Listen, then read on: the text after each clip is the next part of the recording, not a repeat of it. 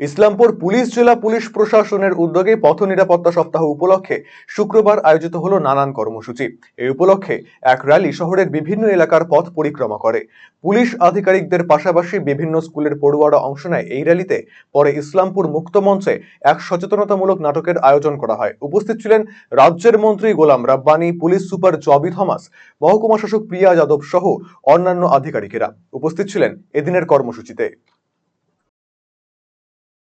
আমাদের স্টুডেন্টসরা, ইসলামপুরবাসীরা, আপনারা সবাই জানেন গভর্নমেন্টের একটা প্রোগ্রাম রয়েছে সেফ ড্রাইভ সেফ লাইফ।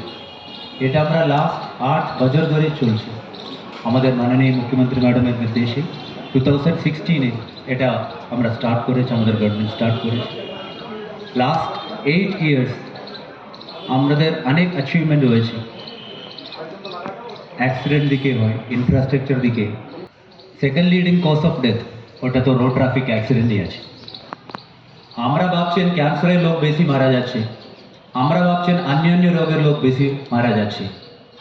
আমরা সবাই জানি একটা যদি ফ্যামিলি লোকের কোনো কিছু ডিসিজ যদি হয়, যাই ডিসিজ হয়, একটা ইনফেকশন হয়, ভাইরাল ইনফেকশন হয়, কোনো প্যানক্রিয়াসের হয়, কোনো লিভারের হয়, হার্টের যদি হয়, আমরা তাড়াতাড়ি হসপিটাল যাই। এত আমরা সিরিয়াস হয়ে যাচ্ছে, না এটা তো আমাকে বাঁচাতে হয়। কিন্তু আমাদের কত লোক রাস্তাতে মারা যাচ্ছে ডেইলি। এখন এই প্রোগ্রাম শুরু হচ্ছে মোটামুটি 2:30 সময়, 2:30। এটা আধা ঘন্টার মধ্যে কতজন মারা গেছে অলরেডি পুরা ইন্ডিয়াতে। এবং আমার গাড়ির মোর দ্যান 2, মানে আমি এবং আরেকটা লোক, এর ছাড়া বেশি একজনকে আমি ঢুকাবো। এবং আমি রাশ ড্রাইভিং করবো না, আমি সিগন্যাল মানে চলবো। রেড লাইট মানে স্টপ আছে, গ্রিন লাইট মানে যেতে হয়।